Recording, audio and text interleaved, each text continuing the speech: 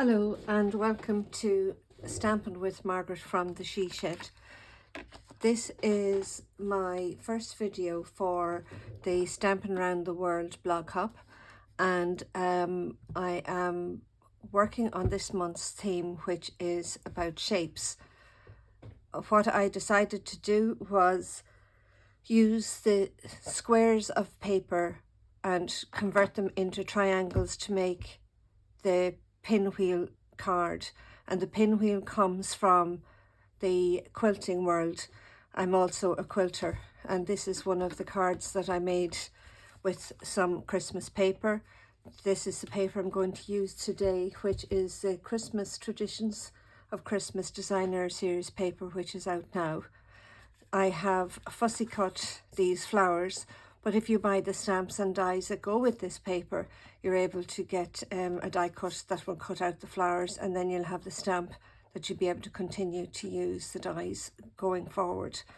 Now, I also made the card using the pinwheel design in paper, but I decided to put it on a bookbinding card. Now, the basis of this card is a 5x7. So I wasn't able to make this part a square because this would have been too wide. So all I did was just trim off the edges, top and bottom, and there you have the same pinwheel design in a rectangle. And then I was able to use the extra piece on the bookbinding edge.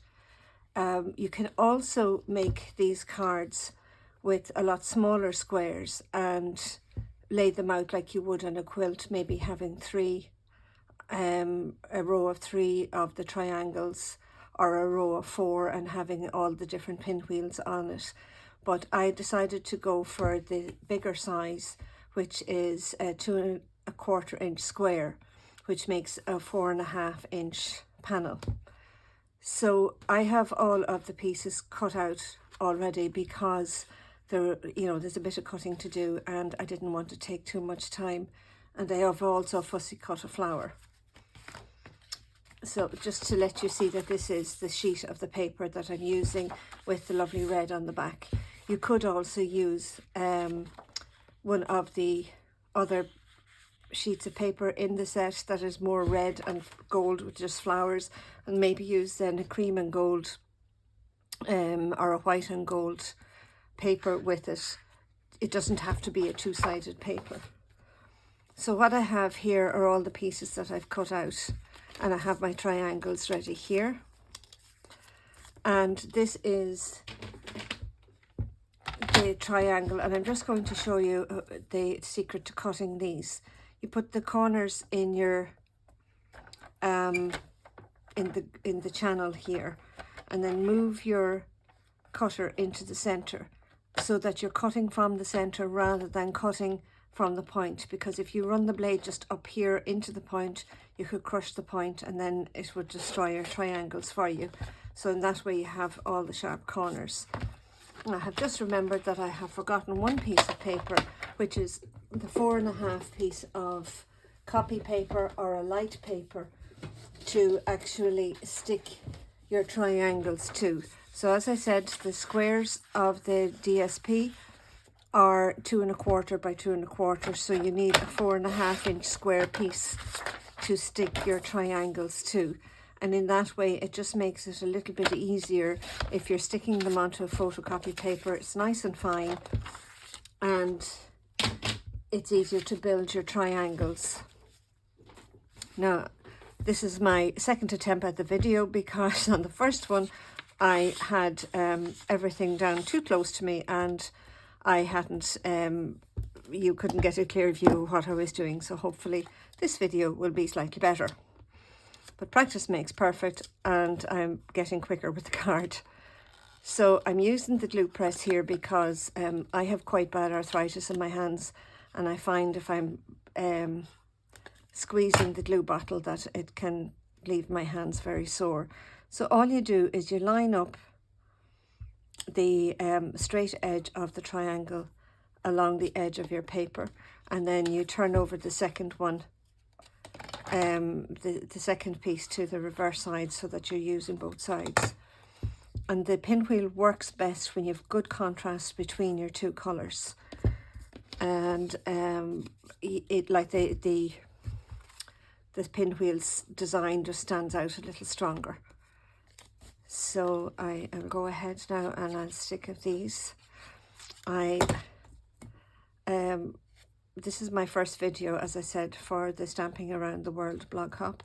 I live in Sligo in the Republic of Ireland, along the Wild Atlantic Way, and I'm just passionate about card making. I really enjoy doing all sorts of things with paper, but I'm also a quilter and anything crafty. I just enjoy doing it. Now I find it handy if while I'm sticking down these triangles I turn the page around. It makes it slightly easier to get the triangle, or get the pinwheel moving. You can see what you're doing a slight bit better. And I have gone wrong, which is great because the glue hasn't stuck too much. So it's always handy to have another picture of the pinwheel beside you when you're doing it, because it can be very easy. And especially when you're sewing, if you sew triangles backwards, it's disheartening to have to start all over again, rip the whole out and start again. Now you'll notice here I have a slightly little piece on the edge, but that's okay. What we do is we will square up the edges when I'm finished. When you're sewing, it's called squaring up the block, and it just means that you have all of your blocks when you're putting a quilt together. You'll have them all the same size, but as we're only doing one, it's quite straightforward just to do the one block. So I'll just take a hair off there, and again you start in the center so that you don't end up with ruffled edges along. So that is my card. I'll now start to put it together. And oh, next step, I decided to do one other thing with it. I'm not sure if you can see here, I have embossed it as well, which actually makes it slightly more like a fabric, quilted fabric. So I'm going to use the embossing folder, which is this one, which is the wreath, which is also in the Christmas catalogue. And I'll just put it through here.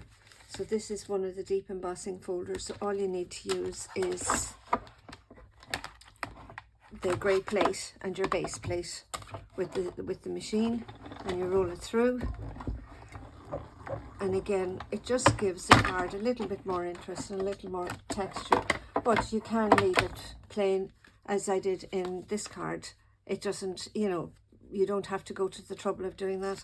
But I liked the embossing when you can see it, especially with the plainer red paper. It looks like it's a bit of a fabric or a quilt. So I'll just file this on the floor. And I'll start putting my colours together. And I love this embossing paper because, or this, sorry, this designer series paper, because it has all that lovely bit of gold through it. And like then with the gold layers as well, it makes it very luxurious and very Christmassy.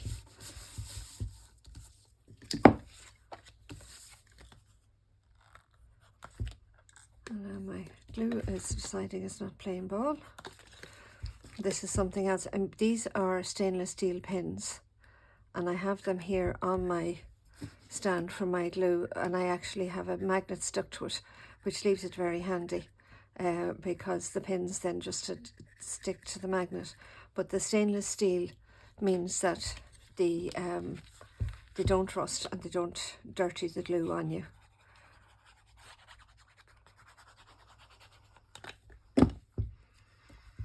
So I decided on this one, I turned the layers around and have the red and the gold together, because I think red and gold and green are just such Christmassy colours.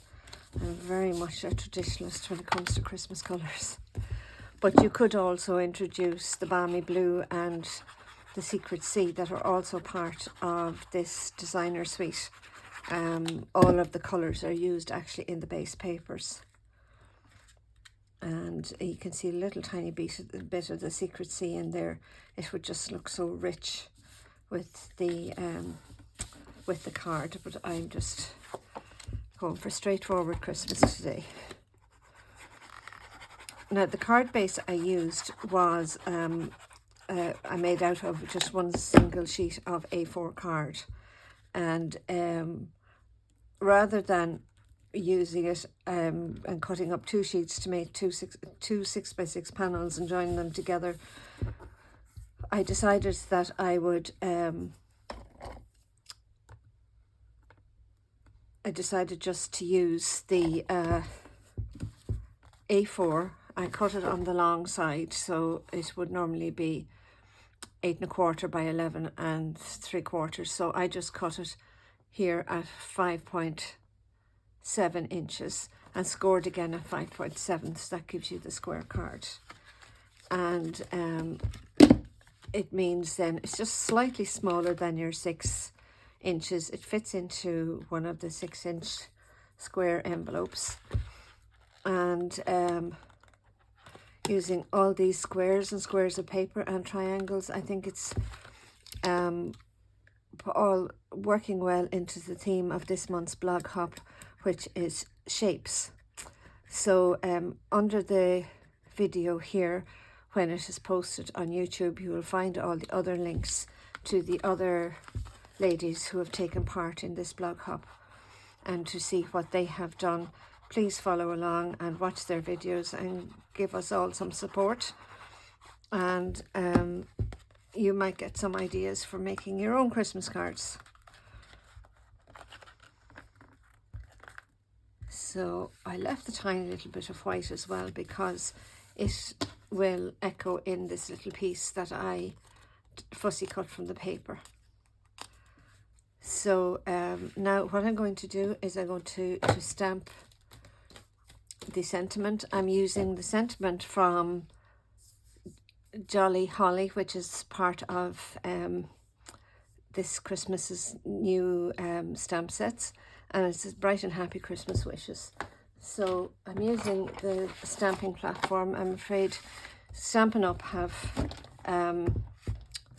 aren't making a stamping platform anymore, but there are all sorts of different ones you can buy online on Amazon, and you know, they, especially if you're new to stamping, they make it very handy that you can get stamping and you can stamp in the same place a couple of times.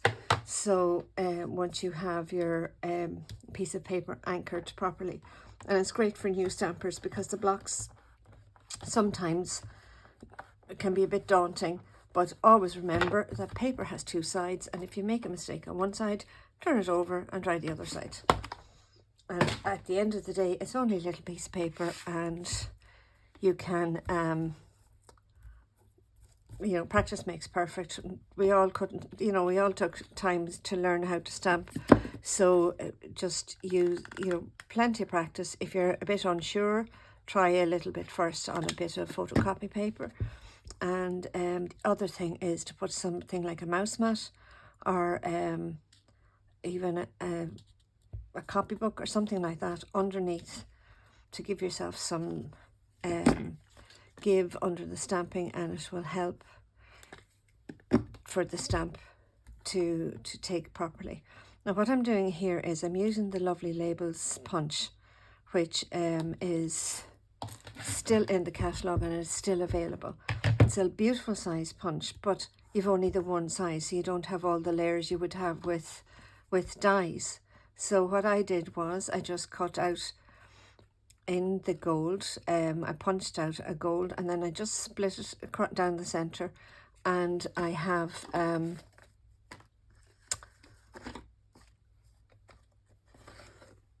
just split it down the center, and I have a second layer now of the gold showing top and bottom, and it just makes it, it just gives it an extra edge.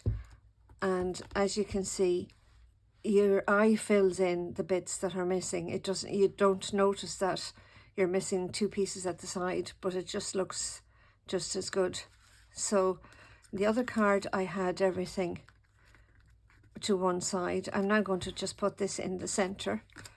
So I want to get my bigger foam pads. There they are. I'm putting foam pads on the back as well. Now the problem with dimension is, and I love dimensions on my card, but the post office and posting cards has got so expensive. So if you're going to make a card and hand deliver it, go for it with all the layers. You could have foam squares under everything here. But if it's a thing that you have to post it, I would suggest that you just flatten it all and use the just use your glue to lay it down, or the tape runner, and then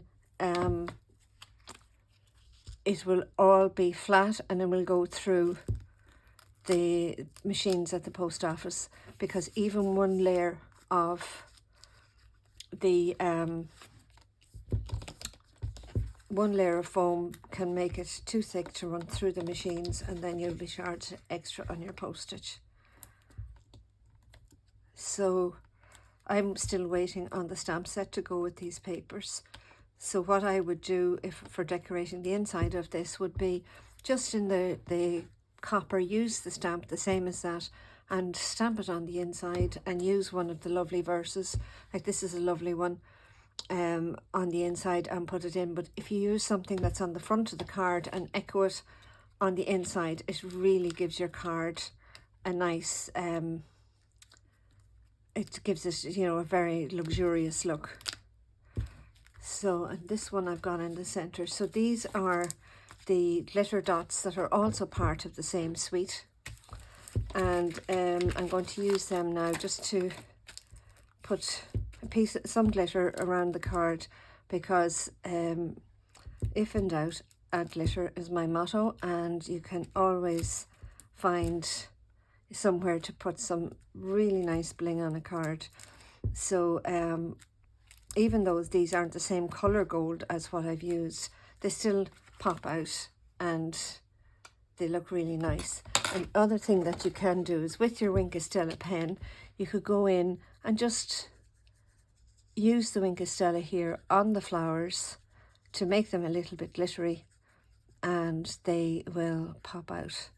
So I hope you like my first card for this blog hop, and I hope that you enjoyed the card, and hopefully you will make some use of this idea in your upcoming Christmas card.